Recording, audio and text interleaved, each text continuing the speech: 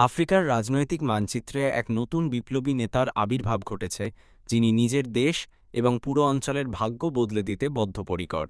তিনি হলেন Ibrahim Traore, পশ্চিম আফ্রিকার দেশ বুর্কিনা ফাসোর অন্তর্বর্তীকালীন রাষ্ট্রপ্রধান। তরুণ বয়সে সামরিক নেতৃত্ব গ্রহণ করে সাহসিকতা, আদর্শবাদ ও জনগণের প্রতি দায়বদ্ধতার জন্য অনেকেই তাকে তুলনা করছেন বিখ্যাত লাতিন আমেরিকান বিপ্লবী চে গুয়েভারার সঙ্গে।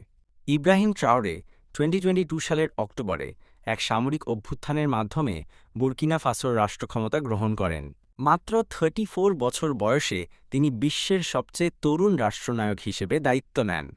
এ সময় তার অভ্যুত্থানকে অনেকেই দেখেছেন একটি প্রথাবিরোধী রাজনৈতিক আন্দোলন হিসেবে, যেখানে জনগণের নিরাপত্তা ও সার্বভৌমত্ব রক্ষাই ছিল মুখ্য উদ্দেশ্য। দেশটিতে ক্রমবর্ধমান জিহাদি হামলা, দুর্নীতি ও দুর্বল নেতৃত্বের বিরুদ্ধে মানুষের অসন্তোষ দিন দিন তীব্র হচ্ছিল। এই প্রেক্ষাপটে ইব্রাহিম ট্রাওরের নেতৃত্বাধীন সেনাবাহিনী দাবি করে তারা জনগণের রক্ষাকর্তা হিসেবে এগিয়ে এসেছে। যেভাবে চে গুয়েভারা নিজেকে নিপীড়িতদের কণ্ঠস্বর হিসেবে প্রতিষ্ঠা করেছিলেন, তেমনি ইব্রাহিম ট্রাওরেও নিজেকে দেখান পশ্চিমা আধিপত্য ও কর্পোরেট আগ্রাসনের বিরুদ্ধে একজন প্রতিরোধ যোদ্ধা হিসেবে। তিনি বলেছেন, আমরা আমাদের ভবিষ্যৎ নিজেদের হাতে নিতে চাই। আমরা চাই না বাইরের শক্তি আমাদের নির্দেশ দিক।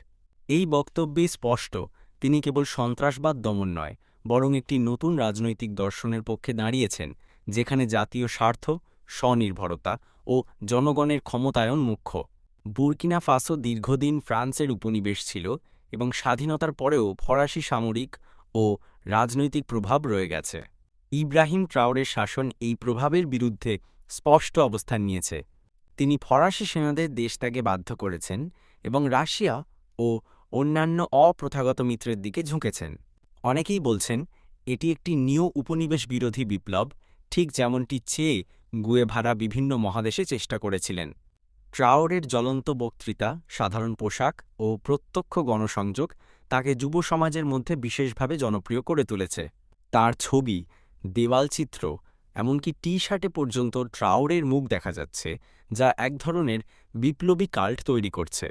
তরুণেরা মনে করে তিনি কেবল একজন সেনা কর্মকর্তা নন, বরং একজন নেতা যিনি তাদের স্বপ্নের প্রতিচ্ছবি।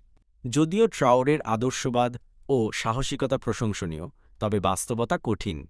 দেশের নিরাপত্তা পরিস্থিতি এখনও উদ্বেগজনক, অর্থনৈতিক চ্যালেঞ্জ ব্যাপক এবং আন্তর্জাতিক মিত্রতা ভেঙে ফেললে একঘরে হয়ে পড়ার ঝুঁকিও রয়েছে। তবুও ইতিহাস বলে বিপ্লব সহজে আসে না। চে গুয়েভারাও লড়েছেন নানা প্রতিকূলতার বিরুদ্ধে। ইব্রাহিম ট্রাওরের পথও একই রকম কণ্টকাকীর্ণ, তবে সাহসী। ইব্রাহিম ট্রাওরে কি সত্যিই আফ্রিকার নতুন চে গুয়েভারা হবেন? সময়ই এ প্রশ্নের উত্তর দেবে। তবে একথা নিশ্চিত, তিনি একটি প্রজন্মের আশা ও বিদ্রোহের প্রতীক হয়ে উঠেছেন। তাঁর নেতৃত্ব হয়তো একটি নতুন আফ্রিকার সূচনা করবে, একটি স্বাধীন, আত্মনির্ভর ও জনবান্ধব আফ্রিকা।